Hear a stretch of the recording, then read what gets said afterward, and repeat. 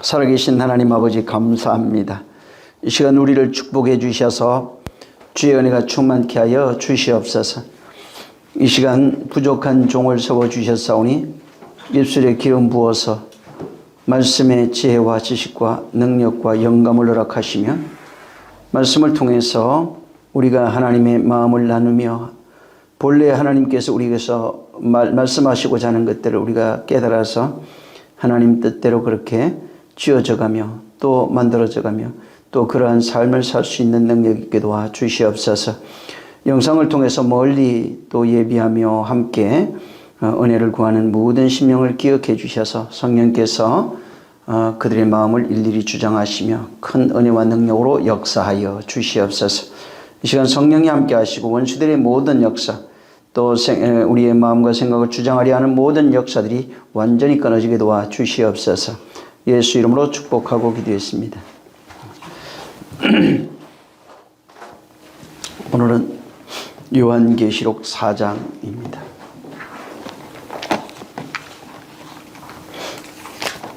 4장을 1절부터 11절 같이 다 읽습니다. 시작. 이일 후에 내가 보니 하늘에 열린 문이 있는데 내가 들은 바 처음에 내게 말하던 나팔소리 같은 그 음성이 가로되 이리로 올라오라. 이후에 마땅히 될 일을 내가 내게 보이리라 하시더라. 내가 곧 성령에 감동하였더니 보라 하늘에 보좌가 베풀렸고 그 보좌 위에 앉으신 이가 있는데 앉으신 이의 모양이 벼곡과 홍버섯 같고 또 무지개가 있어 보좌에 돌렸는데 그 모양이 녹버섯 같더라.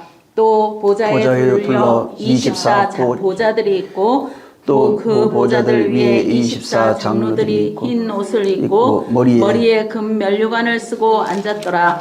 보좌로부터 번개와 음성과 내성이 나서 보좌 앞에 일곱 돌 켠 것이 있으니 이는 하나님의 일곱 영이라. 보좌 앞에 수정과 같은 유리바다가 있고 보좌 가운데와 보좌 주위에 네 생물이 있는데 앞뒤에 눈이 가득하더라. 그 첫째 생물은 사자 같고 그 둘째 생물은 송아지 같고 그 셋째 생물은 얼굴이 사람 같고 그 넷째 생물은 날아가는 독수리 같은데 네 생물이 각각 6 날개가 있고 그 안과 주위에 눈이 가득하더라.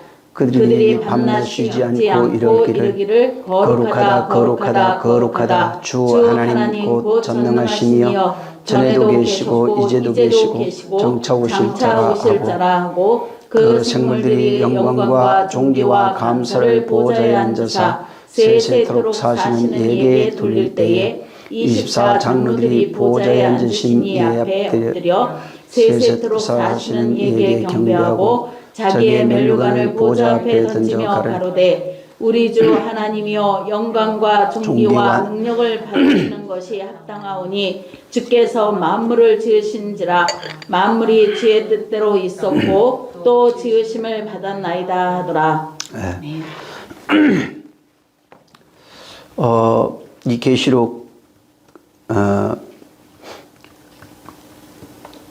2장 그동안에 3장을 이렇게 했는데 2장 3장은 뭐냐면 이 땅에 있는 교회들의 모습입니다.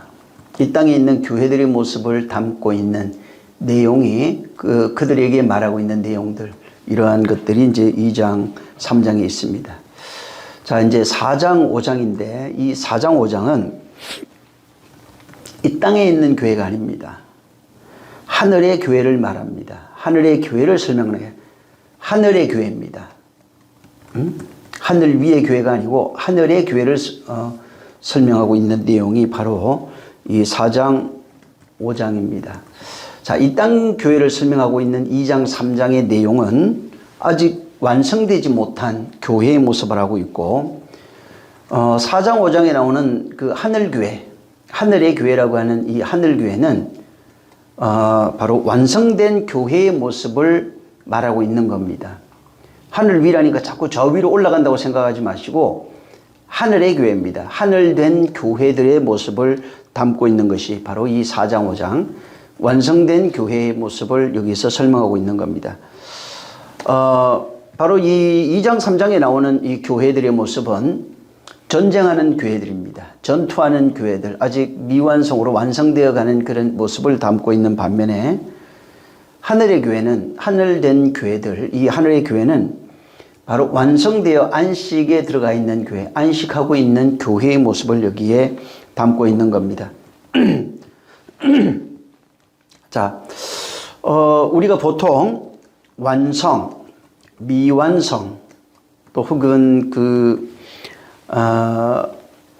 하늘과 땅이라고 하는 이 개념을 우리가 좀 이해할 필요가 있는데, 완성, 미완성 혹은 하늘과 땅이라고 하는 이런 개념들이 사람들은 거의 대부분이 물질적 개념으로 이해를 합니다. 땅, 하늘, 그 다음에 공간적 개념으로 이해합니다. 물질적 개념과 공간적 개념으로 그것으로만 완성된 모습, 완성되지 못한 모습, 그 다음에 땅의 모습, 하늘의 모습으로 이제 이해를 합니다. 이제 문제는 이것이 왜 중요하냐면은 이제 교회 내에 이 성경을 해석하는 데 있어서 많은 문제가 이게 이제 따릅니다. 우리가 잘 알고 있는 것처럼 세대주의적 천년주의가 있습니다. 세대주의적 천년왕국을 중심으로 한 세대주의가 있고, 그 다음에 후천년을 이제 후천년주의자라고 해서 이상주의적 후천년설, 세대주의적 이제 이게 전천년설 이렇게 이제 말합니다. 그래서 천년왕국을 중심으로 해서 천년왕국이 앞에 있느냐, 공중재림 앞에 있느냐, 뒤에 있느냐, 이제 이런 걸 가지고 이제 시기에 따라서 이제 역사순으로 이렇게 나눈 것이 세대주의적 천년주의. 예? 그 다음에 이제 이 땅에 하나님 나라가 실현되는 것을 바라고 있는 그 후천년주의, 이상주의적 그런 후천년주의자들이 있습니다. 이건 이제 성경을 어떻게 해석하냐에 따라서 이런 문제가 이제 교회에 많이 지금 현재 올해 들어서 이스라엘이 전쟁이 터지면서 더 많이 지금 나오고 있고, 이스라엘 전쟁을 가리켜서 지금 아마겟돈 전쟁의 서막이다, 전 세계 전쟁, 제3차 대전의 서막이다, 이제 기독교인의 별의별 거 다 있습니다. 이런 데 속으면 안 됩니다. 예? 그래서 또 유명한 사람이 얘기하니까 맞는 것 같다고 이렇게 생각해서도 안 됩니다. 이게 지금 세대주의적 전천년설이라고 하는 전천년주의가 있는데, 이건 뭐냐면은, 그 고난과 환란, 지금 이 세상이 이제 우리가 살고 있는 이 세상을, 그 고난과 환란, 속에, 지금 이게 고난과 환란이죠. 이런 속에 있는 교회들.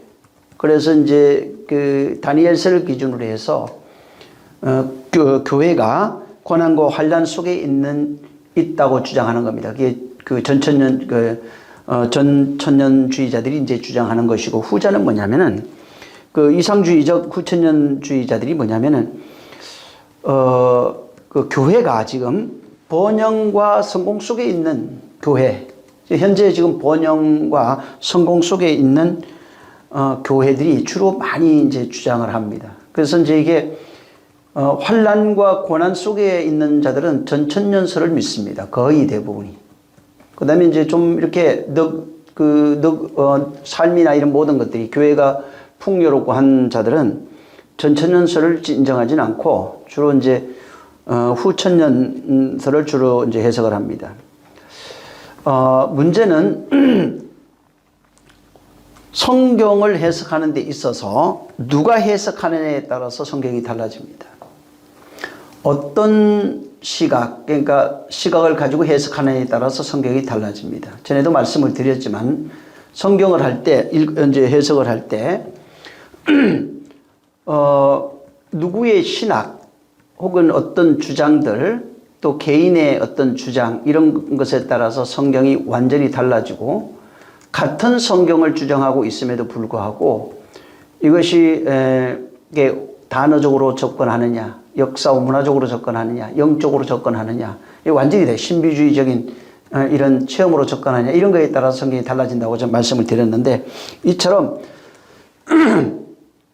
어떤 사람이 어떤 해석을 하느냐에 따라서 달라지고 어떤 사상을 가지고 이 성경을 해석하느냐에 따라서 성경의 내용이 달라집니다. 자, 가장 많은 지금 교회들에게 기대가 되고 있고 또 논쟁이 되고 있는 것 중에 하나가 공중재림에 대한 것들입니다.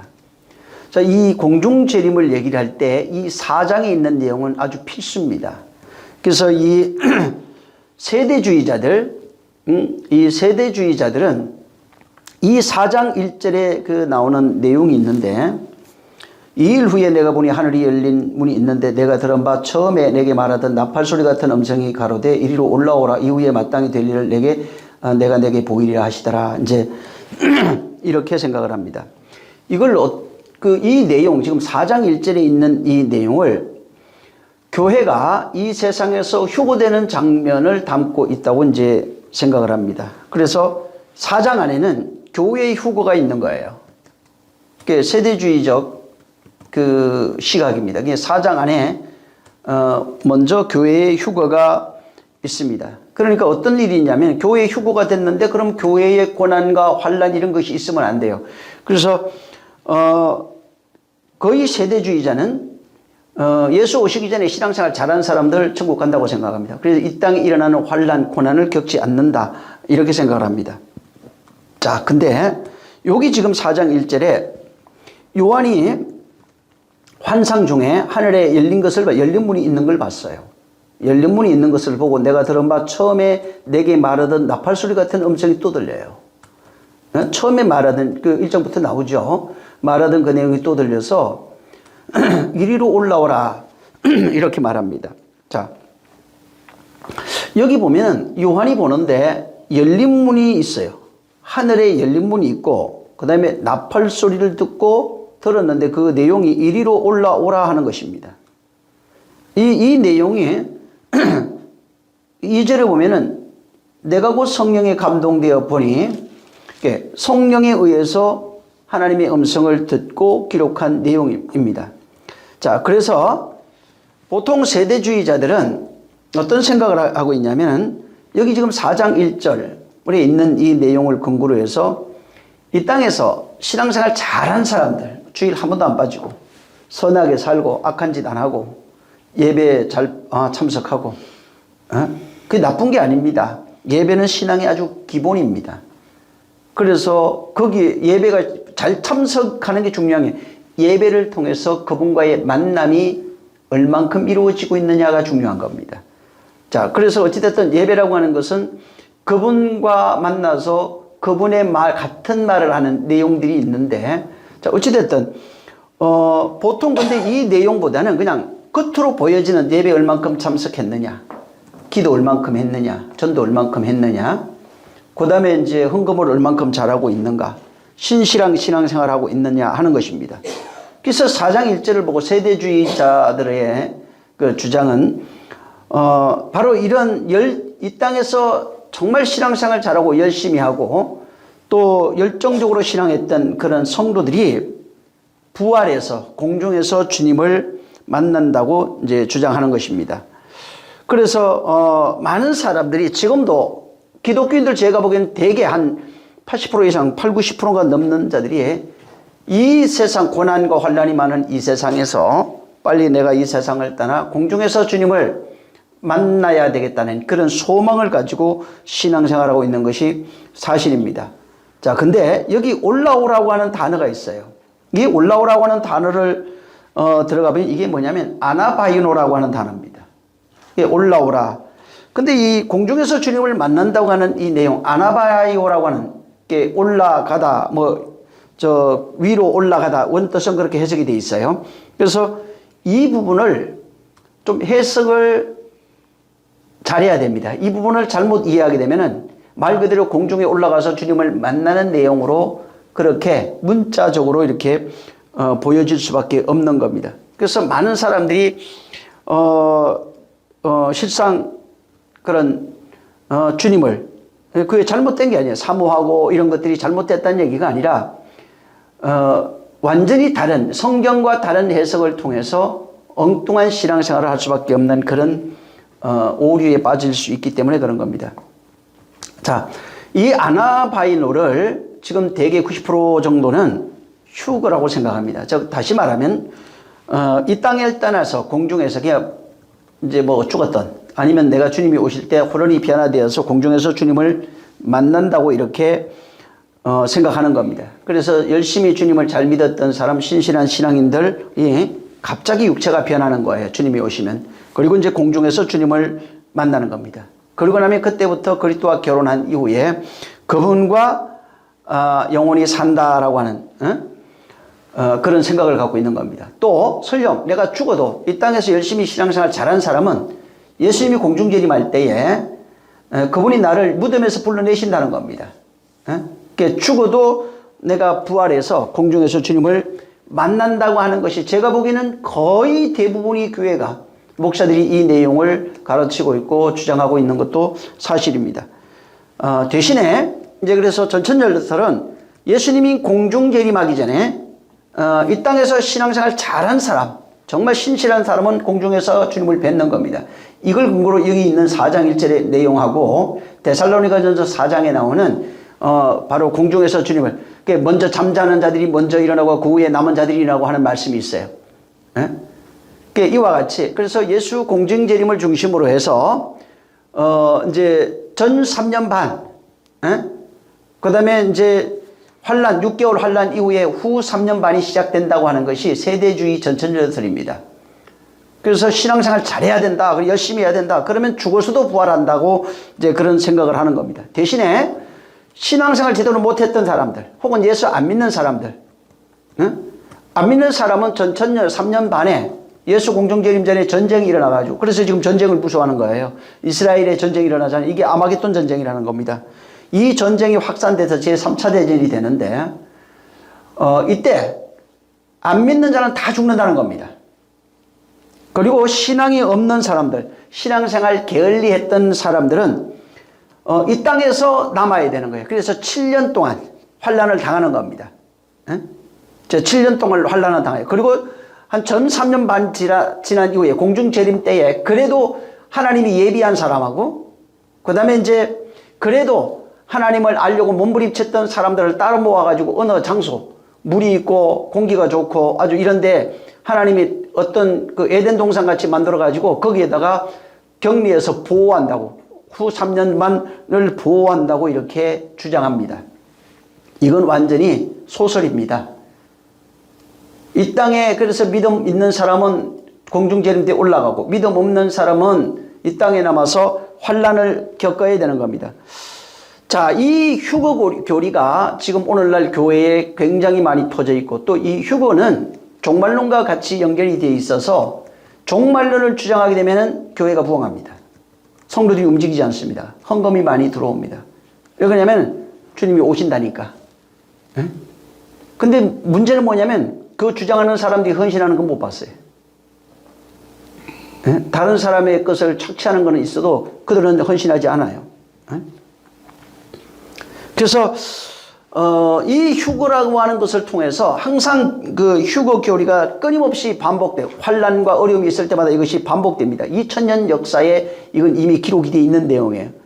그래서 바로 이 휴거는 교회가 이 예수 믿는 사람들, 성도가 더 이상 고난받지 아니하고 이 환란과 고난을 피해서 그리스도의 영광에 참여할 수 있다고 그렇게 생각을 하는 겁니다.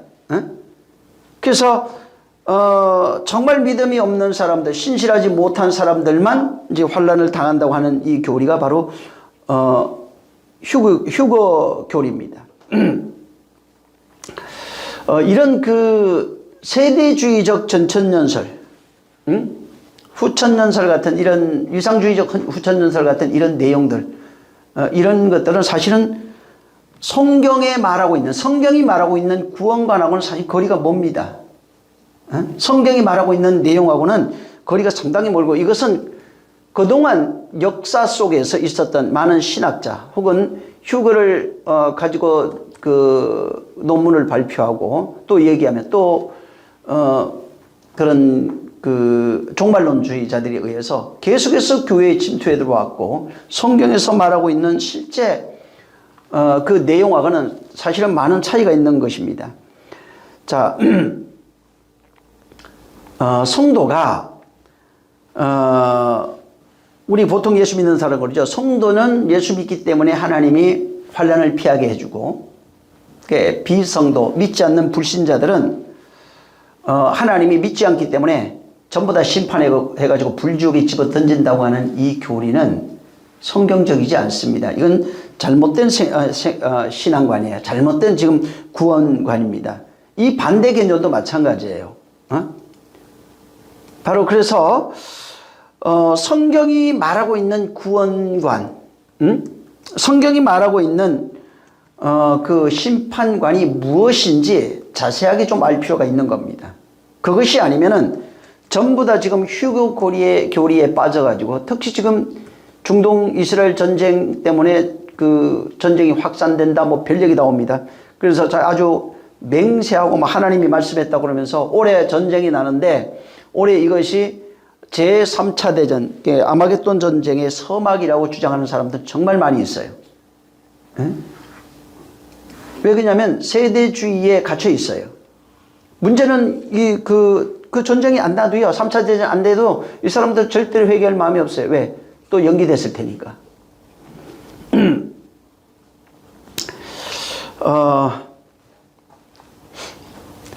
하나님이 그 구원하시는 구원, 구원은 심판을 통해서 구원이 됩니다. 좀 헷갈릴 거예요. 이게 무슨 얘기냐면, 구원하니까 우리 그동안 은혜로만 알았잖아요. 맞습니다. 예수 그리스도의 은혜로 말미암아 우리에게 베푸시는 은혜와 진리가 크죠. 그 은혜가 있어요. 근데 그 은혜가, 우리에게 베푸시는 은혜, 구원의 그 은혜가 하나님의 심판이 먼저 있어요. 하나님의 심판을 통해서 우리에게 구원이 이루어지는 겁니다. 근데 그 하나님의 심판이 우리가 생각하듯이 일반인들, 믿지 않는 자들은 하나님이 심판하고 믿는 자들은 심판하지 아니하고 구원하는 그런 내용이 아닙니다. 믿지 않는 자를 심판하고 믿는 자를 심판하지 않는, 아주 호강시켜주는 이런 구원관이 아니에요. 일반적으로 믿지 않는 자를 심판하고 믿는 자를 심판하지 아니하고 고난과 환난을 면하게 해줘서 구원하는 이 구원관은 일반 종교에도 있는 겁니다. 일반 종교에서 열심히 있고 그 신을 믿는 자는 심판을 받지 아니하고 복을 받습니다. 근데 그 신을 믿는 자는 복을 받지만 믿지 않는 자는 저주받는 그런 내용들이 지금 기독교에도 들어와 있는 겁니다. 이것 자체가 넓은 의미에서 완전히 틀렸다 할 수는 없지만은 굉장히 예수 그리스도의 구원하시는 그 구원을 굉장히 소극적으로 만들어버리는 내용이 되는 겁니다. 하나님은 우리를 구원하실 때 심판을 통해서 구원하시는 겁니다.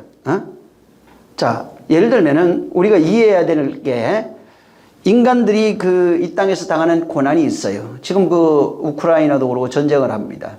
또 환난, 저주, 가난, 질병, 이런 것들이 있어요. 근데 많은 이들이 이럴 때 이제 기독교인들이 많이 늘어나거든요. 근데 이때에 많은 신앙인들, 먼저 된 자들이 생각하고 주장하는 것이 뭐냐면은, 하나님이 가난에 있는 자들을 위로하고 또 질병에 있는 자를 고쳐주고 이런 식으로 해서 그들을 구원한다고 생각하고 있는 겁니다.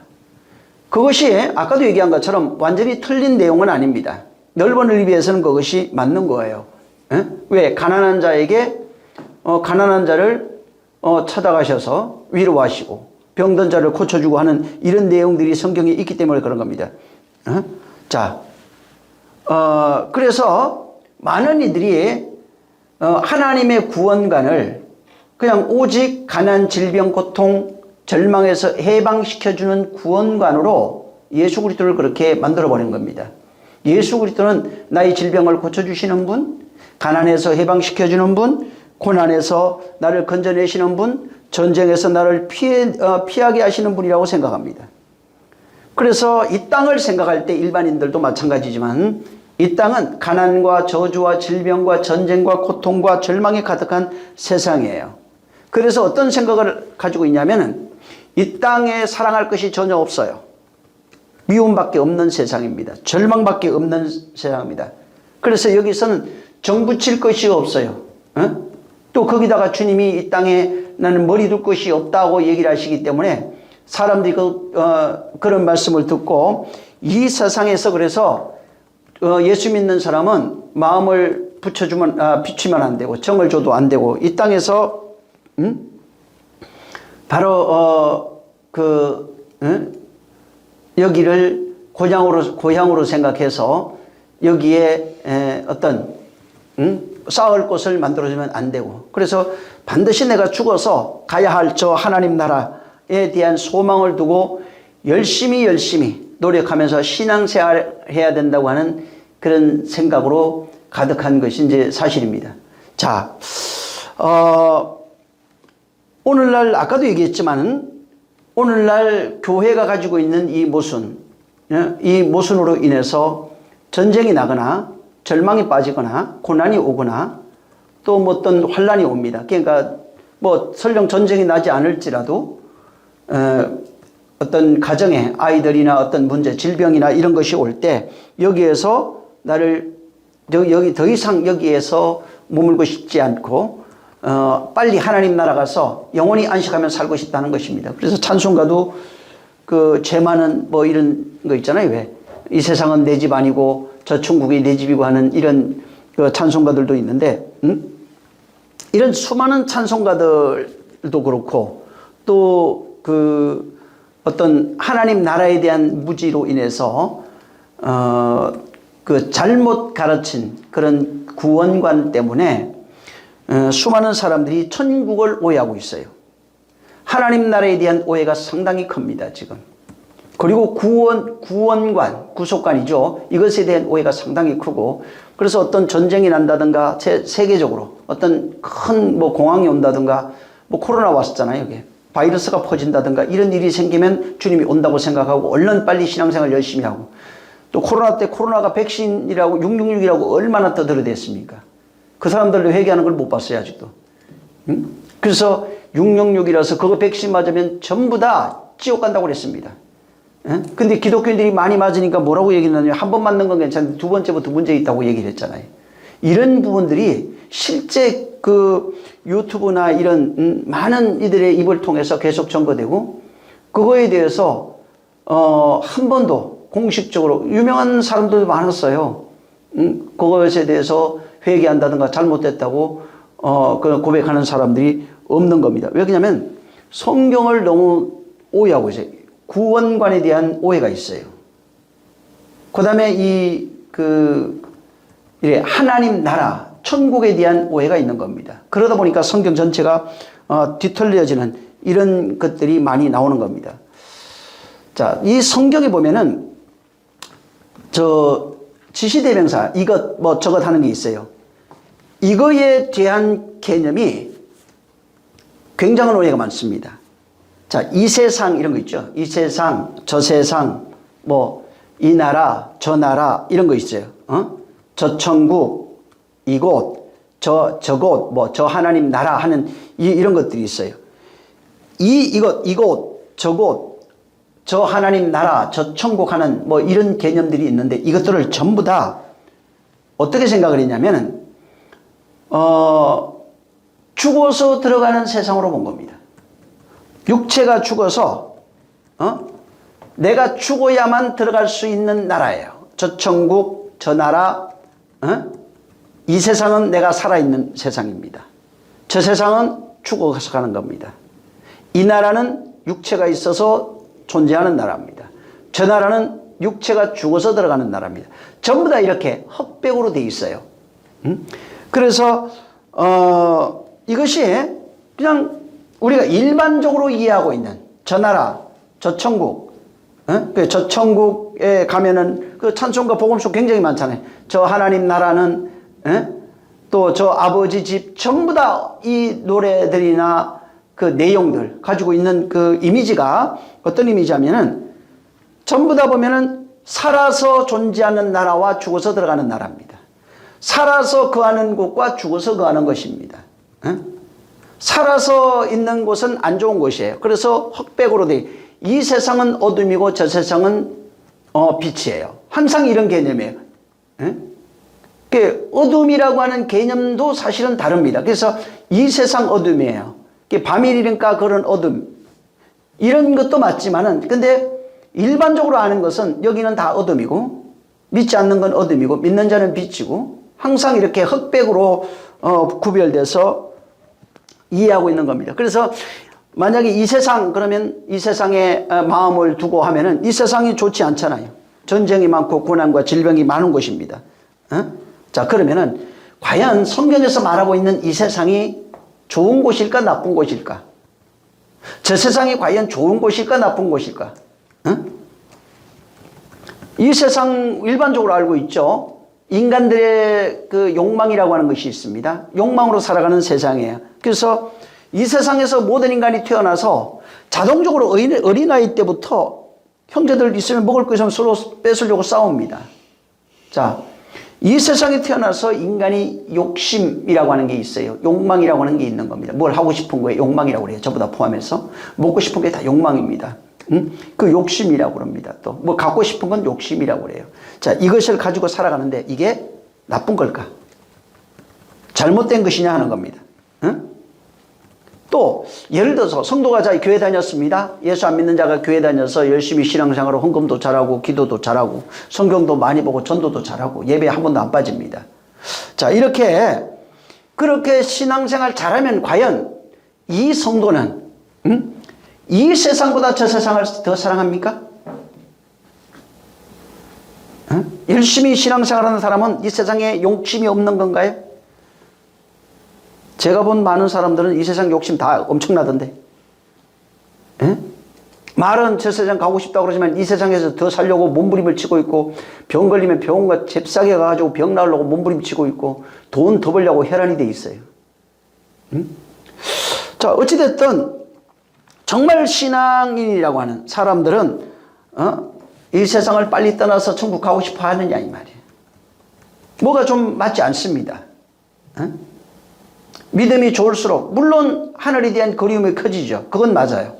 그리움이 커지지만 그리움이 커지는 것이지 이 사람이 이 세상을 빨리 떠나고 싶어서 모든 걸 포기하지는 않습니다. 진짜 그리움이 커진다면 만약에 자살할 수도 있겠죠. 진짜로. 그건 잘못됐는데도 그런 생각까지 먹지 않겠어요?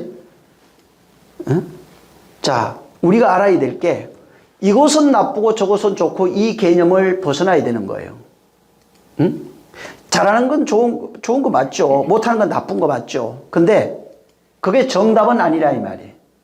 그래서 일반적으로 교회 휴거, 하나님 나라라고 하는 것, 그 다음에 천국, 휴거, 이 세상, 저 세상 뭐 이런 모든 개념을 좀 다시 확인해 볼 필요가 있는 겁니다. 자, 보세요. 휴거가 왜 휴거를 기다리고 있고 성도들이 신앙생활하면은 죽고 난 이후에 부활을 소망하느냐 이 말이에요. 하나님 나라 가려고 그러는 거잖아요. 자, 하나님 나라 가기 위해서 열심히 신앙생활하는 거 아닙니까? 지금 헌신 많이 하잖아요. 기도 많이 하고 열심히 신앙생활. 왜? 하나님 나라 좋은 자리 가려고. 하나님 나라 들어가는 건 당연하고 그 다음에 거기서 좋은 자리, 상 받는 자리 가고 싶잖아요. 이게 지금 일반 기독교인들이 가르치고 있는, 오늘날 교회가 가르치고 있는 이야기입니다. 그래서 열심히 신앙생활을 해야 됩니다. 잘해야 됩니다. 못하는 사람은 어떻게 돼요? 못 갑니다. 간신히 구원받아도 벌거벗은 구원이라고 그러잖아요. 그리고 그 나라 가서 상이 없어요. 그래서 어둠에 쫓겨난다고 이제 그 성경이 있으니까, 불 가운데 있으리라 하니까 이제 쫓겨난다 이런 생각을 한 겁니다. 그 내용이 뭔지를 사실 모르는 거예요. 그래서 이 모든 것의 주체가 뭐냐면 휴거도 마찬가지예요. 빨리 휴거해서 주님 만나갖고 아버지 집 가는 거, 천국에 가는 거예요. 하나님 나라 가는 거예요. 그죠? 신앙생활의 목적이 하나님 나라 가는 겁니다. 자, 그러면 누가복음 17장을 한번 보세요. 이걸 어떻게 해석할 건가? 우리 잘 아는 내용입니다. 17장 21절입니다. 20절 21절을 읽습니다. 자, 20절, 21절. 누가복음 17장 20절, 20절. 시작. 바리새인들이 하나님의 나라가 어느 때에 임하니나이까 묻거늘 예수께서 대답하여 가라사대 하나님의 나라는 볼 수 있게 임하는 것이 아니요 또 여기 있다 저기 있다고 못하리니 하나님의 나라는 너희 안에 있느니라. 자, 보세요. 바리새인들이 지금 오늘날 기독교인들이 가지고 있는 휴거관, 그 다음에 천국관, 하나님 나라관을 가지고 있어요. 똑같아요. 자, 예수님이 공중에 언제 오십니까? 오는 이유가 뭐예요? 하나님 나라가 언제 옵니까? 후천년주의자들은 이 땅에 하나님 나라가 3년 반 건설된다고 그럽니다. 응? 3년 반 이후에 천년왕국으로 건설된다고 그래요. 그래서 천년왕국 전에 바로 모든 것을 마감하고 이제 후 3년 반에는 완전히 이 세상을 종말이 이제 온다고 그럽니다. 그래서 전 3년 반에 보통은 이제 조금 다른데 예수 공중 재림 전에 3년 반 기간이 있어요. 그때 그 14만 4천 만들고 구원받을 사람과 구원받지 못할 사람, 교회 다닐 사람과 그렇지 못한 사람, 첫째 볼에 들어갈 사람, 그렇지 못하는 구별한다는 겁니다. 그래서 예수 공중 재림 오시면은 그때 이 세상에서 열심히 있던 사람, 죽어서 열심히 있던 사람은 공중에서 주님 만나서 천국 잔치한다는 거죠. 그리고 이 세상의 환란이 시작되는 겁니다. 그리고 그래도 열심히 있던 3년 반 동안 열심히 있었던 사람 중에서 예비체에 들어가고 나머지는 이 세상 믿지 않는 자들과 함께 전부 다 멸망합니다. 그 다음에 예수님이 이 땅으로 공중재림해서 지상으로 내려오는 내용이에요. 네? 그리고 이 세상에 천년왕국이 실현되는 겁니다.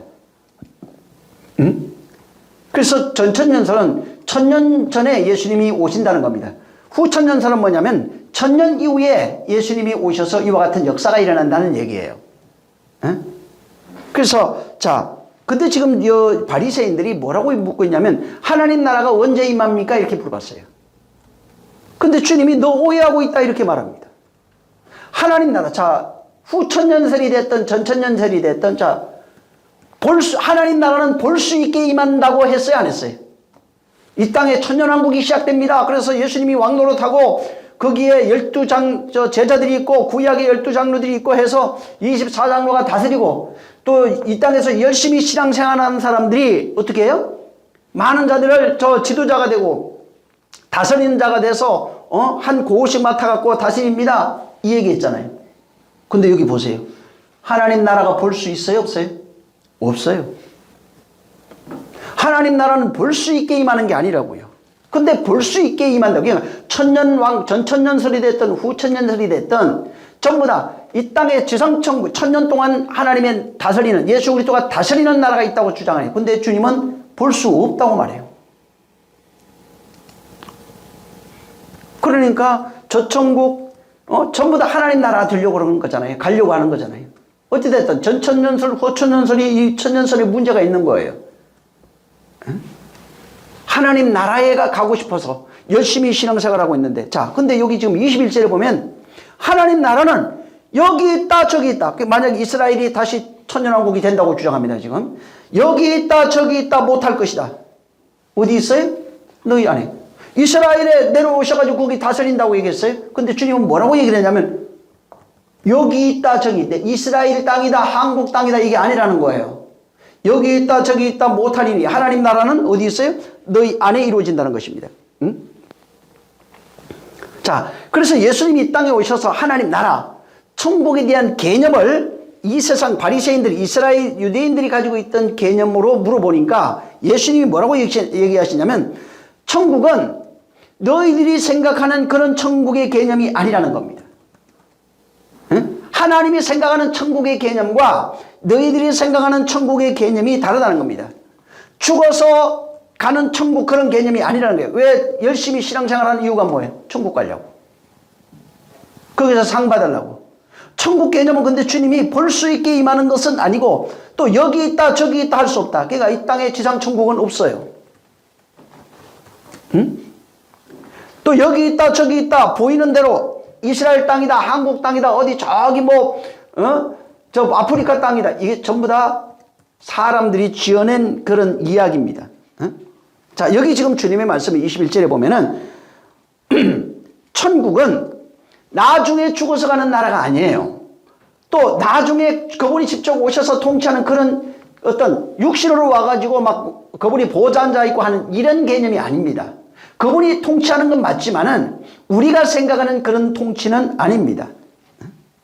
자, 천국은 어떤 개념으로 주님이 설명하고 있냐면 언제 임해서 다윗왕 같이 왕 같은 자가 그리스도가 와가지고 이 나라를 통치하고 사람들을 지배하고 막 다윗왕과 같이 모든 나라가 조공을 바치고 하는 바로 그런 왕이 올 거라고 생각했었어요. 근데 이것이 아니라고 말하는 겁니다. 자, 여기 지금 천국의 개념, 주님이 설명한 20절, 21절에 있는 이 천국의 개념은 지금 여기서 이루어지는 나라입니다.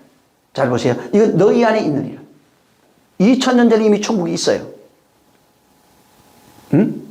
믿는 자 안에 천국이 건설되고 있는 거예요. 이게 무슨 얘기라고 했냐면 믿는 자 속에서 그리스도가 머리가 되어 통치하는 개념입니다. 그리스도가 머리 돼서 통치하는 그 나라를 천국으로 지금 설명하고 있는 겁니다. 그래서 여기 있다 저기 있다 못해요. 왜? 이 사람 속에도 있을 수 있고 저 사람 속에도 있을 수 있어요. 이건 근데 그 나라 안에서 그 사람 속에서 이루어지는 내용이기 때문에 사람이 눈으로 볼 수가 없는 겁니다. 응? 그래서 주님이 말하는 이 천국은 죽어서 가는 저 멀리 있는 천국이 아니에요. 응? 열심히 해야지 막 신앙생활 잘하고 열심히 해야지 가는 그런 천국이 아닙니다. 응? 지금 여기서 말씀에 의해서 통치되는 나라입니다. 성령이 그리스도의 영, 그리스도의 말씀으로 통치하시는 바로 그 나라입니다. 사람들이 지금 천국을 너무 오해해서 데살로니가전서 4장 그 17절 이하 이렇게 쭉 보면은 그 내용들이 있어요. 뭐 먼저 죽은 자가 있고 나중에 들림받은 자가 이런 내용이 있어요. 그 내용을 사실은 이해하지 못했습니다. 그리고 이제 마태복음 24장 40절에서 그 44절에 나오는 그런 환란들, 그런 내용들을 다시 좀 봐야 됩니다. 깊이. 자, 지금 주님이 말하고 있는 것은 성령을 통해서 다스려지고 있는 그곳을 나라라고 지금 표현합니다. 그러면 저 천국 없느냐? 있어요. 죽어서 저 영계 속에 있는 천국도 있어요. 모든 것을 마감한 이후에 아버지 집이라고 하는 그런 것도 이제 아버지 집도 이제 두 가지 의미가 있긴 있는데 어찌됐든 천국 없으면 뭐하러 신앙생활 합니까?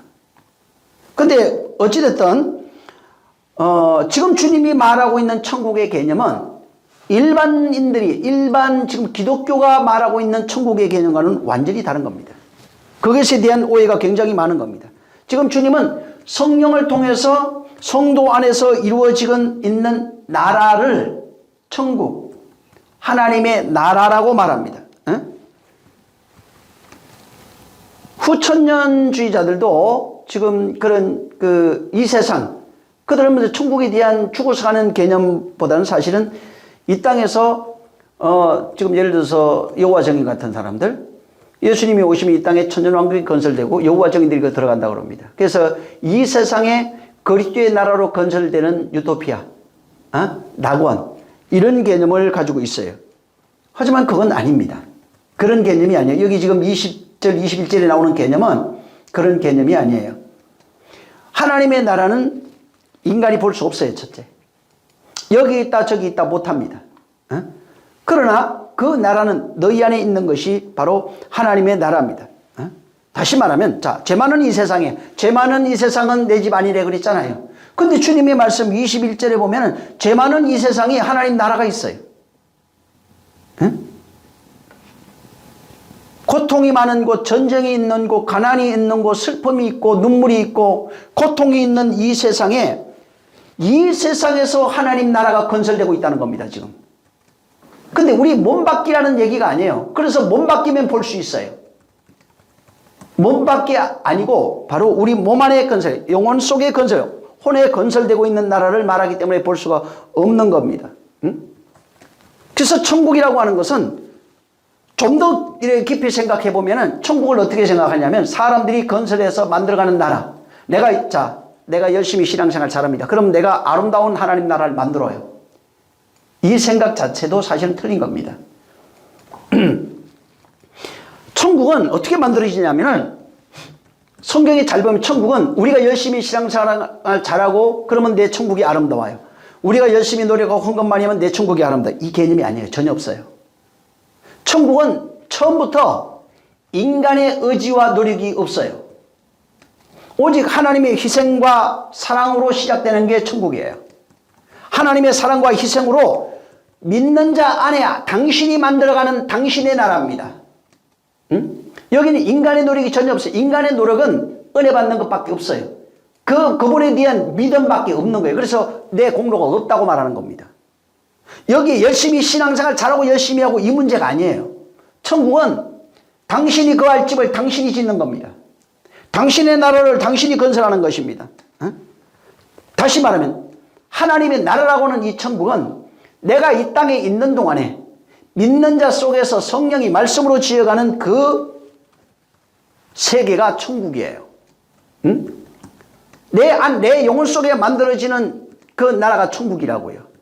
그래서 그분이 믿는 자 속에 전쟁이라고 표현했던 이유가 뭐냐면 바로 내가 율법으로 살아가고 있는 이 세상에서 율법적 양심으로 살아가고 있는 이 세상에서 진리라고 하는 하나님의 양심이 들어오게 되면 전쟁이 일어나는 겁니다. 그 전쟁을 통해서 내 혼에 하나님의 말씀, 성령이 침투해 들어오는 겁니다. 자, 그 성령이 말씀으로 침투해 들어왔을 때 내 안에서 전쟁이 일어나고 전쟁을 겪게 되는 겁니다. 그리고 그때로부터 당신의 나라를 당신이 건설하는 거예요. 당신의 나라를 당신이 건설하는 겁니다. 나는 협조하는 것밖에 없어요. 믿는 것밖에 없는 거예요. 내가 거부하면 건설하지 않습니다. 그게 믿음이에요. 내가 거부하지 않으면 그분이 건설하는 겁니다. 그게 믿음이라고요. 믿음 없는 사람은 그래서 건설이 안 될 것이고 믿음 있는 사람은 건설이 될 겁니다. 그래서 하나님의 나라라고 하는 개념을 완전히 좀 바꿔야 되는 겁니다. 여기 지금 그 환상을 보니까 요한이 자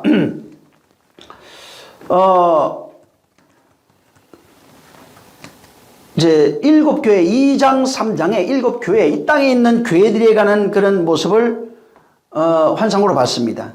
7교회에 대한 환상을 보고 그 다음에 이제 4장 1절에 이제 7교회에 대한 환상이에요. 이 땅에 있는 교회 현실 이런 것들을 본 겁니다. 그리고 이제 그 일 후에 이 일이 있고 난 후에 2장 3장 이후에 자 하늘의 환상을 내가 봤다 그랬어요. 그래서 하늘문이 열립니다. 하늘에 열린 문이 있어요. 이 세상 이 땅에 있는 것들에 대한 것을 보고 그 다음에 하늘에 있는 하늘의 열린 문을 통해서 하늘의 환상을 본 겁니다. 자, 잘 보세요. 2장 3장에 이 땅에 있는 교회의 현실을 본 겁니다. 이 땅에 있는 교회의 현실을 통해서 4장 5장에 2장 3장에는 이 땅에 있는 교회들의 모습과 현실이에요. 이 내용을 통해서 하늘문이 열리면서 하늘에 있는 하늘 교회의 모습을 본 겁니다. 환상으로. 이 땅에 있는 교회들의 현실과 그 내용을 설명을 하고 있고 그 다음에 4장에는 하늘문이 되어 열려서 하늘문이 되어 그 안으로 들어가 보니까 거기에 완성되어 있는 하늘의 모습, 교회의 모습, 완성된 2장 3장을 통해서 완성된 교회의 모습을 바로 환상으로 본 겁니다. 그래서 1절에 보면은 하늘문이 열린 것을 봤어요. 하늘문이 열린 것을 봤어요. 그 다음에 2절에 가면은 하늘 보좌를 봅니다. 예. 1절에는 하늘문을 보고 2절에 가서는 성령에 감동돼서 이게 뭐냐면 성령 안에서 이런 뜻입니다. 성령 안에서 성령에 감동되어 하늘 보좌를 본 겁니다. 자, 보세요. 여기 나오는 하늘이 하나 있는데 이걸 나중에 한번 여러분이 원문으로 이렇게 한번 보시면은 보통 이 성경 전체 히브리적 개념은 하늘을 쌍수로 기록합니다. 하늘은 전부 다 쌍수가 되어 있어요. 예, 하나 단수가 아니에요. 쌍수입니다. 두 개입니다. 이렇게. 둘이 하나 되는 개념으로 되어 있어요. 근데 여기 지금 본문에 하늘이 쌍수가 아니에요. 여기는 단수입니다. 다른 하늘은 거의 다 대부분이 쌍수입니다. 응? 전부 다 쌍수 개념으로 되어 있어요. 근데 지금 여기 4장 2절에 나오는 하늘은 단수 하늘로 되어 있어요. 왜 단수일까요? 여기 나오는 하늘은 바로 둘이 없어져서 하나 되는 내용이에요. 둘이 합쳐져서 하나 되는 겁니다. 둘이 짝으로 있다가 하나 되는 개념이에요. 근데 하나 되는 개념이 어떻게 되냐면은 이 성경에 예수님이 하나 되는 개념을 가르쳤는데 원래 예수님과 우리가 둘이잖아요. 둘이 만나서 죽으면 하나 돼요. 둘이 만나서 죽으면 하나 되는 거예요. 그래서 하늘이 완성된 단수로 나옵니다. 둘이 만나서 하나 돼야 완성되는 겁니다. 그러니까 예수님 따로 나 따로 있으면 하늘이 안 돼요. 하늘은 그분과 내가 만나서 하나 돼야 돼요. 하나 되는 방법은 죽어야 됩니다. 그가 죽고 내가 죽어야 돼요. 그걸 바울은 침례로 얘기한 겁니다. 내가 그와 함께 하나 되어서 죽고 부활하면은 바로 하나 되어 나옵니다. 그래서 항상 말씀드리지만 요한복음 17장에 보면은 우리가 그리스도 안에서 아버지와 하나 되어 있는 그 모습이 온전한 사랑입니다. 그가 죽고 나도 죽고 하나 되는 겁니다. 그는 죽어서 내 안에 들어와 머리 되고 나는 죽어서 그의 지체가 되는 겁니다. 그런 성전이 되면 아버지가 거할 수 있는 그런 바로 나라 성전이 되는 겁니다. 자, 이 지금 성경에서 말하고 있는 하나님의 나라에 관한 이 천국에 관한 개념을 보통 성경은 셋으로 나타납니다. 이 땅 저 땅이 아니에요. 성경에서 말하고 있는 그 하나님의 나라를 설명하는 것들이 굉장히 많이 있는데 거기다가 하나님의 나라의 모습을 세 개로 표현해 놨어요. 히브리인들이 특히 하나님의 나라 천상의 개념을 세 개로 표현해 놓은 겁니다. 그리고 성경에 그것을 풀어서 굉장히 많이 나타내고 있는데 예를 들면은 에덴 동산이 세 개로 되어 있어요. 3종 구조입니다. 노아 방주가 세 개로 나옵니다. 그게 천국의 모습이에요, 그게. 하나님이 거하는 곳. 그 다음에 성막이 세 개입니다. 세 구조로 되어 있어요. 그 다음에 그 솔로몬이 지었던 그 성전이 있는데 이것도 구조가 세 개입니다. 이걸 전부 다 천국, 하나님의 나라의 모형이에요. 그래서 하나님의 나라 혹은 천국이라고 하는 개념을 전부 다 세 개예요. 성막으로 얘기하면 뜰, 성소, 지성소 됩니다. 노아 방주는 삼천구조입니다. 솔로몬이 지은 성전도 삼천구조입니다. 에덴 동산도 삼천구조입니다. 자, 그래서 전부 다 이런 개념이에요. 근데 이 삼천구조로 되어 있는 성전, 성막, 그 다음에 노아 방주, 에덴 동산 이 삼천구조가 다시 해석을 하고 펼쳐지면서 어떻게 또 다시 설명이 되고 있냐면은 바다, 땅, 하늘이라고 하는 구조로 풀어서 설명되고 있고 그 다음에 땅, 하늘, 엘로힘 이런 식으로 또 3종 구조로 만들어 놨어요. 그 다음에 아까 얘기했던 성소는 마당, 뜰이죠. 뜰, 성소, 지성소 이렇게 돼 있어요. 이게 출애굽으로 가면 어떻게 되냐면은 애굽, 광야, 가나안 이렇게 나와요. 이게 항상 3종 구조예요. 그 다음에 사람을 되게 육신, 혼, 영 이걸 설명을 달리할 뿐이지 전부 다 모양이 비슷합니다. 또 우리하고 하나님과의 볼 사람, 예수 그리스도, 하나님. 그러니까 우리 예수 그리스도 우리 관계를 설명할 때는 나, 예수, 그리스도 이게 3종 구조예요. 또 아버지, 아들, 성령 전부 다 3종 구조입니다. 이런 식으로 전부 다 보면은 성경이 그렇게 하나님 나라의 모습, 천국의 모습을 이렇게 풀어서 설명하고 있는 겁니다. 그래서 이 땅에서 우리 보면은 바다라고 그러잖아요. 여기 바다가 이 바다도 맞아요. 물이 있는 바다도 맞는데 거기에 바다인데 그 바다를 설명하면서 얘기하는 게 일반적으로 이해하는 바다는 죄악의 바다예요. 그래서 죄악의 바다로 표현할 때는 거기 보면은 죄악의 바다에서 은혜의 물이 흘러나요. 하늘에서 물이 쏟아져요. 은혜의 물이 쏟아지고 바로 하늘이 됩니다. 그래서 이 죄악의 바다가 필요 없는 게 아니에요. 어둠에서 빛이 비치면 빛과 어둠이 하나 되어서 빛으로 환원이 돼요. 전부 다 이런 모습이에요. 그래서 예를 들어 성소 같은 경우에는 예를 들어서 이제 성소에 들어가잖아요. 들어가면 제일 먼저 있는 게 뜰입니다. 뜰에 보면은 그 번제단이 있고 물두멍이 있어요. 뜰에 있어요. 그 다음에 뜰을 지나서 안으로 들어가면 성소 나옵니다. 성소에 섬기는 세 가지가 있어요. 금등잔, 그 다음에 거기에 떡상, 그 다음에 그 향단이 있습니다. 또 성소를 지나서 안으로 들어가면은 지성소가 나오는 겁니다. 전부 다 이게 하나님 나라 들어가는 모형이에요. 애굽에 있던 백성을 불러냅니다. 홍해를 건너가니까 광야가 나옵니다. 광야를 지나서 바로 건너가니까 요단강을 건너가면 가나안이 나오는 겁니다. 가나안이 그분이 통치하는 그런 나라가 되는 겁니다. 이렇게 전부 다 세계로 설명되어 있는 모습들이 굉장히 많이 있는 거예요. 그래서 하늘이라고 하는 개념을 우리가 생각하는 저기 죽어서 가는 하늘나라 이런 개념이 아니라 뭐를 자꾸 우리를 끌어다가 여기가 하늘이야. 애굽에서 광야로 와가지고 가나안 가면 여기가 하늘이야. 우리 저 육체, 혼, 영이 있어요. 이것이 하나 돼서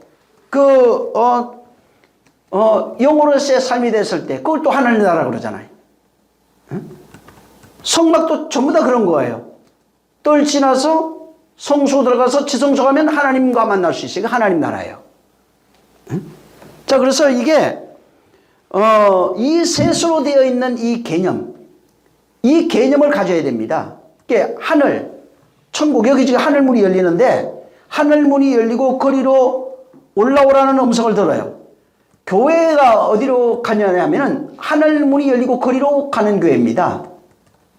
이 아나바니 바이노라고 하는 이 단어가 그 위로 올라가다 그냥 사전적 의미로 그렇게 돼 있어요. 근데 좀 더 깊이 보면은 그 의미가 아니에요. 그 의미가 맞지만은 여기에 다른 의미가 좀 들어가 있어요. 자, 여기 하늘이라는 먼저 개념을 보려면은 창세기 1장 1절을 한번 보세요. 창세기 1장 1절 한번 읽습니다.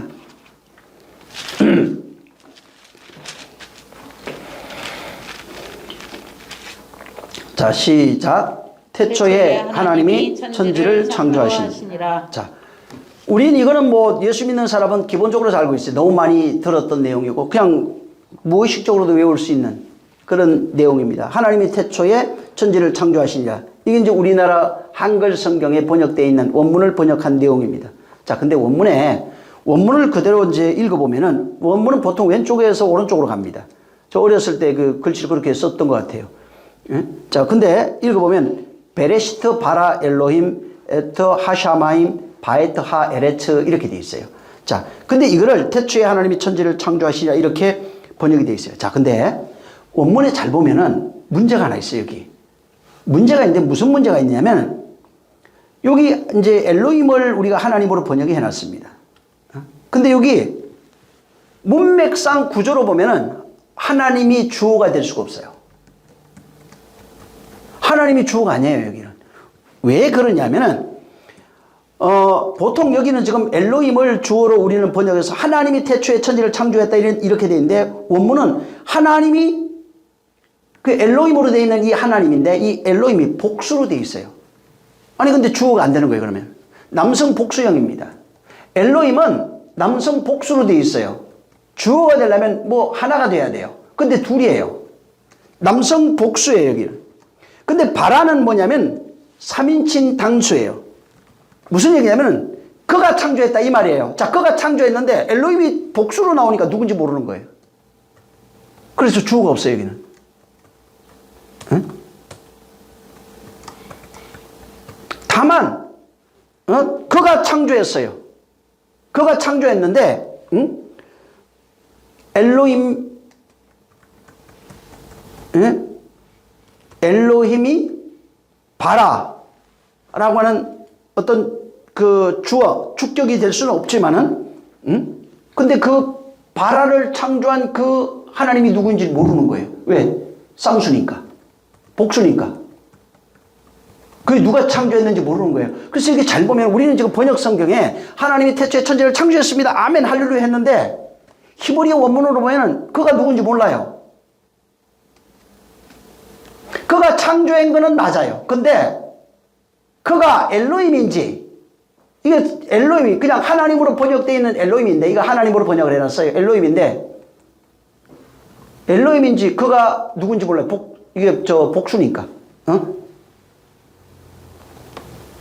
복수예요. 그러면은 보세요. 이 번역을 어떻게 하느냐에 따라서 하나님이 엘로힘 창조했다 이렇게도 돼버려요, 이게. 그래서 이 부분은 그가 창조한 거는 확실한 겁니다. 자, 원문대로 읽으면 어떻게 되냐면 태초에 그가 창조했다. 이게 베레시트 바랍니다. 태초에 그가 창조했다. 그 다음에 그 하늘과 그 땅들과 하 샤마임 바에트 하 에레츠, 그 땅과 그 하늘들과, 그러니까 원문대로 그걸 해석을 하면 그 태초에 그가 창조했다, 그 땅과 그 하늘들과, 그 다음에 뭐가 나오냐면 엘로힘인데 그 하나님들로 이렇게 나와요. 그러니까 태초에 그가 창조했다, 그 땅과 그 하늘들과 그 하나님들로. 이상하잖아요. 하나님들로 창조가 됐어요. 그러니까 창조는 했는데 그가 창조해, 태초에 그가 창조를 했는데 그 땅과 그 하늘들과 그 하나님들로. 여기도 지금 이 하늘이라고 하는, 이건 나중에 이제 또 그 엘로힘에 대한 얘기는 따로 한번 하겠습니다. 근데 여기 하늘들이라고 나와요. 자, 하늘들이에요. 하늘, 그 땅과 그 하늘들과, 하늘들이 또 복수예요.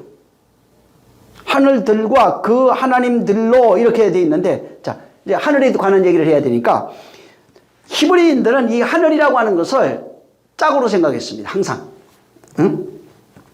항상 쌍수예요. 그래서 이 하늘이 쌍수로 나옵니다.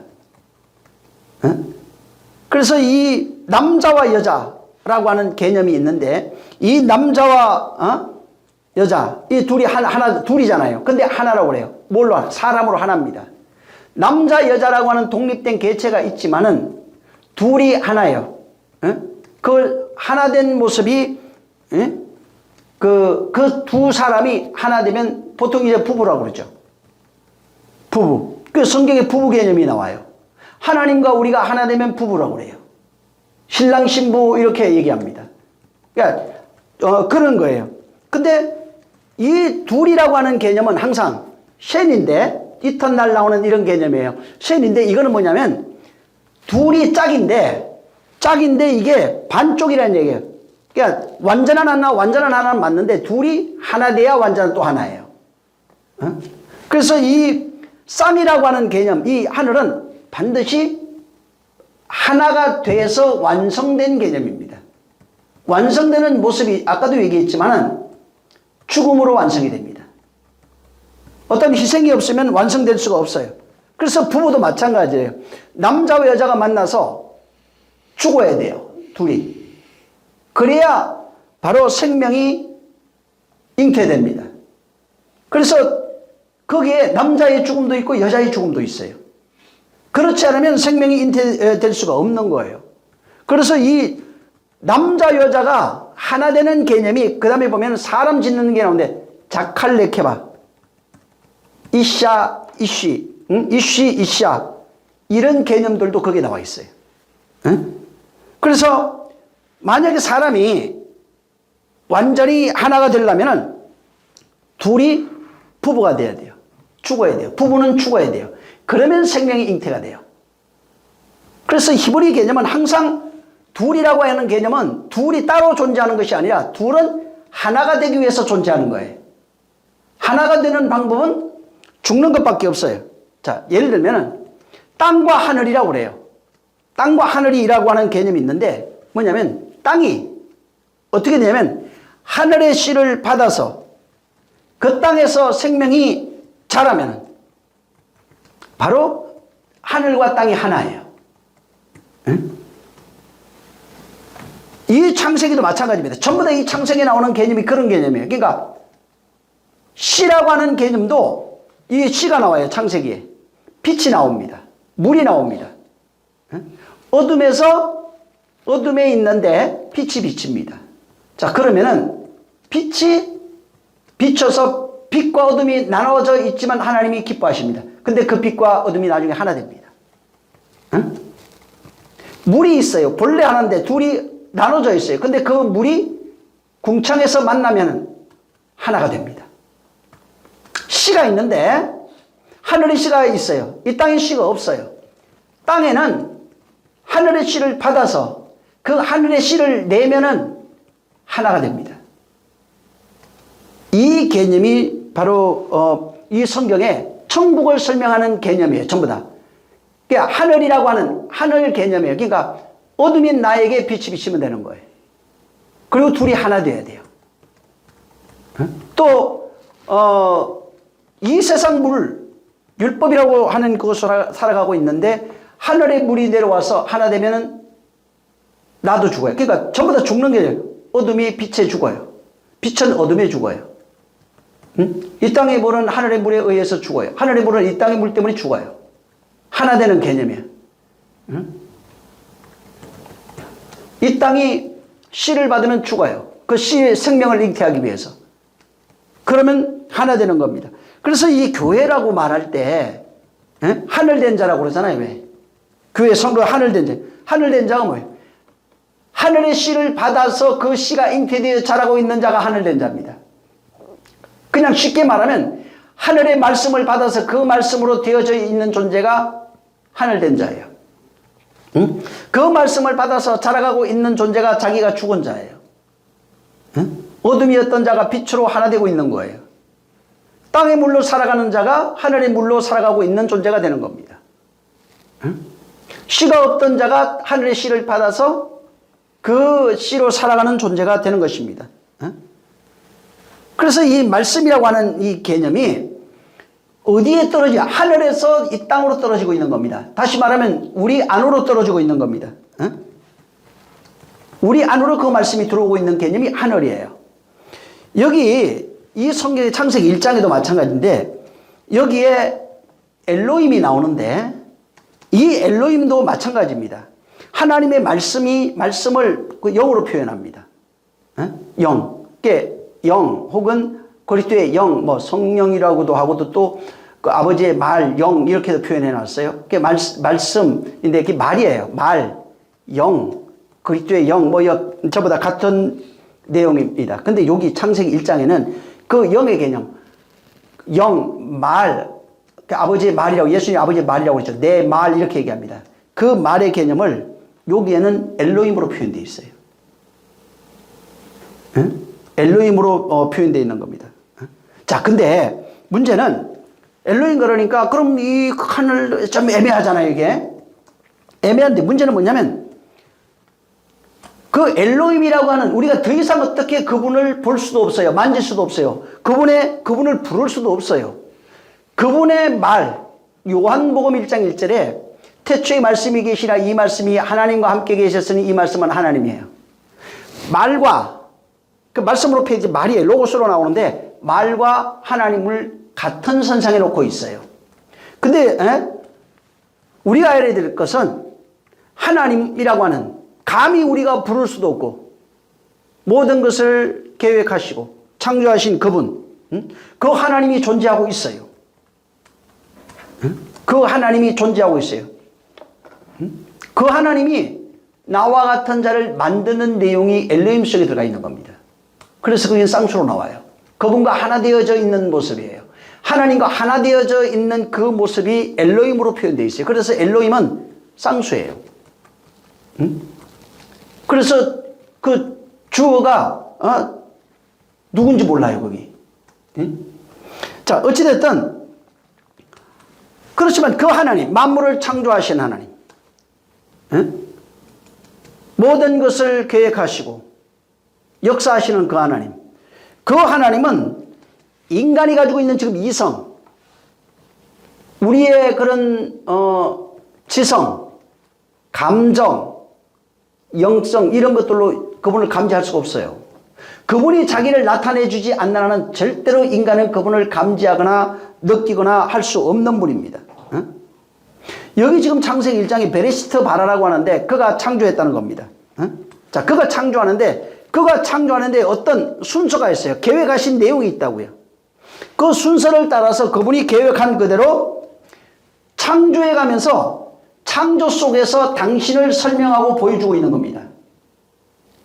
그러니까 창조를 통해서 자기를 계속 설명하고 있는 거예요. 그 다음에 그걸 보여주는 거예요. 왜? 인간이 모르니까. 그분을 느낄 수 없어요. 알 수가 없어요. 인간의 이성과 지식으로 그분을 발견하거나 이해할 수가 없는 겁니다. 그래서 창조하는 개념을 통해서 세상 창조 개념 속에 당신을 거기에 표현해 놨어요. 그것을 통해서 또 우리를 창조하는 과정, 우리를 하나님의 나라로 창조하는 과정 속에 당신을 표현해 놨어요. 그래서 그 속에 창조의 개념을 알면은 그 창조하시는 그분, 우리가 감히 느낄 수 없고 볼 수 없는 그분을 알 수 있는 그분이 어떤 것인지. 특히 산상수훈에는 그분의 마음이 담겨 있어요. 그분을 볼 수 없는데 그분의 마음이 보여요. 그 속에서. 느낄 수 있는 겁니다. 아들 되는 아들을 창조하는 과정 속에 아버지의 마음이 거기에 다 녹아 있는 겁니다. 그래서 하나님이 우리를 그리스도 안에서 창조하는 그런 과정, 그 속에 나라고 하는 존재가 있는 겁니다. 자, 하나님의 실존을 어떻게 설명하냐면은 내가 그리스도와 하나 되어 그리스도로 창조되는 과정을 통해서 그분을 설명하고 있는 겁니다. 이거는 그러니까 이 땅에 있는 걸로 설명되는 게 아니라 다른 차원의 겁니다. 내가 지금 어둠이었던 나, 땅이었던 나, 율법으로 살아가고 있는 나입니다. 근데 나를 불러서 그리스도와 하나 되어 그 안에서 창조되어 가는 그 모습 속에 그분이 있는 거예요. 그분을 어떻게 설명할 수 있냐면은 보이지 않는 분을 아무리 떠들어서 설명이 안 되는데 그 창조되는 하늘로 만들어진 하늘로 땅이 하늘과 하나 되어서 만들어지는 과정 속에 그분이 설명되어 있는 거예요. 그분을 바로 나타내고 있는 겁니다. 그래서 엘로힘은 하나, 그러니까 독립되어 있는 게 아니라 둘이 쌍수라고 그랬잖아요. 그분이 나로 창조되면서 엘로힘을 설명하고 있는 거예요. 그가 창조했어요. 그가 나로 바로 창조하면서 하나님으로부터 이 땅인 나를 창조하면서부터 설명하고 있는 내용이 엘로힘이라고요. 그래서 엘로힘은 하나님이 독립적으로 있어도 설명이 안 돼요. 내가 그러니까 나로 설명할 수밖에 없는 거예요. 창조되고 있는 나, 창조하는 나, 태초에 그가 창조하시니라.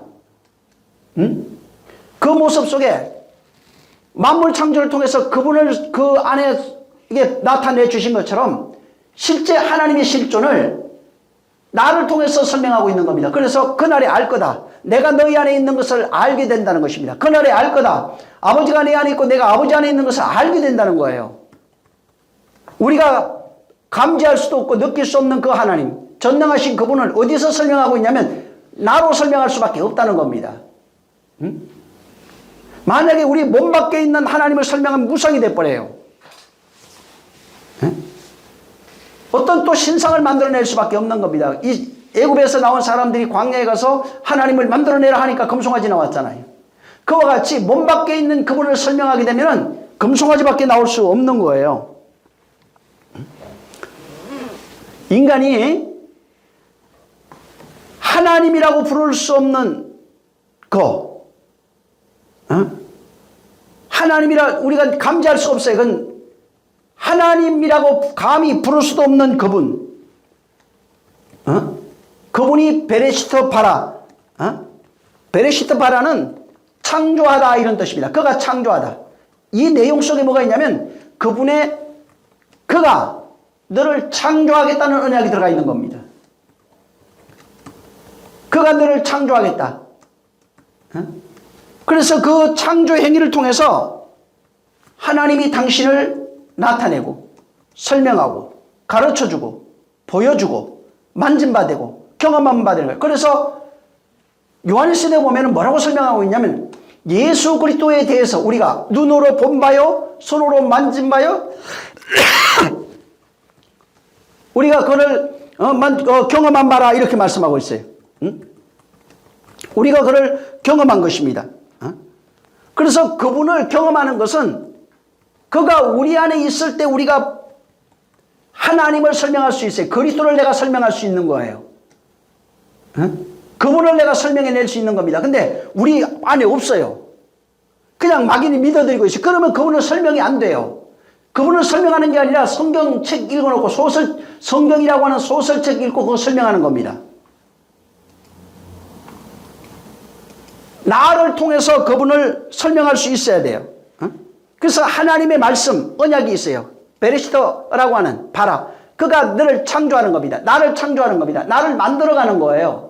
당신의 나라로, 당신의 거할 집으로, 성전으로 만들어가는 겁니다. 그래서 교회라고 하는 것은 항상 그분의 말씀, 언약을 믿고 그 언약이 어떻게 내 안에서 실현되는지를 내가 경험하고 그 경험을 통해서 하나님의 실존을 설명하는 게 교회예요.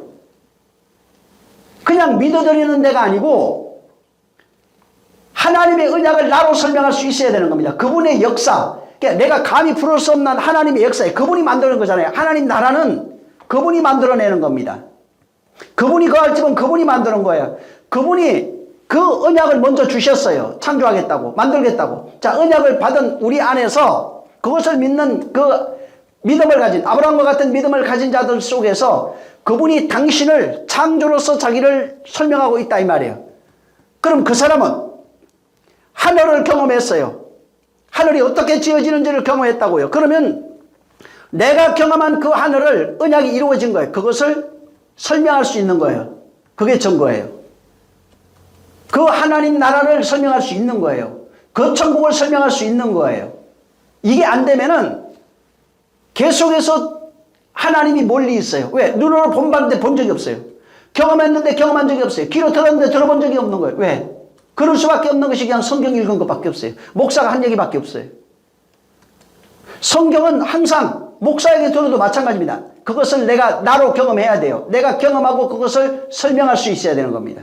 그래서 그리스도가 여기 있다 저기 있다 하는 것이 아니라 너희 안에 있는 겁니다. 그래서 하늘이라고 하는 하늘문이 열리는 것은 그와 하나 된 자들에게만 열리는 내용이에요. 이것이 안 되면은 계속해서 천국이라는 개념, 하나님 나라라고 하는 이 개념이 전부 다 뜬구름 잡는 얘기입니다. 죽어서 가는 나라에. 근데 이 땅에서 열심히 안 살아도 돼요. 죽기 전에 잘하면 되는 거예요. 죽기 전에 있는 거 헌신하고 갚버리면 돼요. 제가 어떤 분들 이렇게 보면은 옛날에 들은 얘기도 있고 보면은 이제 오순절 다니시던 분이더라고요. 주님 오신다니까 그냥 있는 재산 많이 이제 그래도 좀 절반은 놔두고 나눠주기도 하고, 또 좀 뭐 한다니까 교회 짓는다니까 헌금도 좀 하고. 왜? 나중에 죽어서 좋은 데 가고 싶어가지고. 근데 안 오니까 또 믿음 떨어져가지고 세상 마음대로 살아요 또. 그럼 또 주님 오신다고 그러고 또 무슨 징조가 딱 보이면 또 열심히 해요.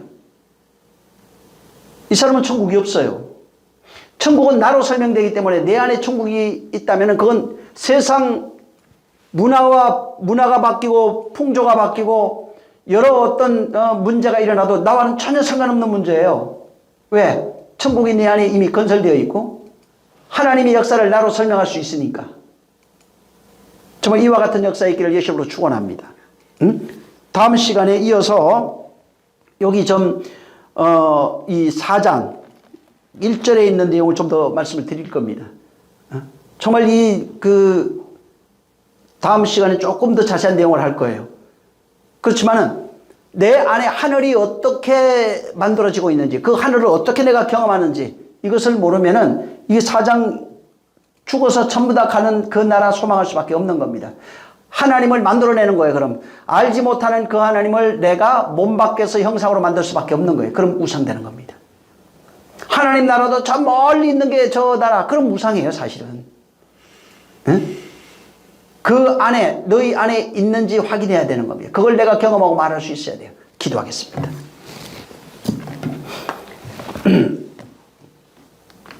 하나님 아버지 감사합니다.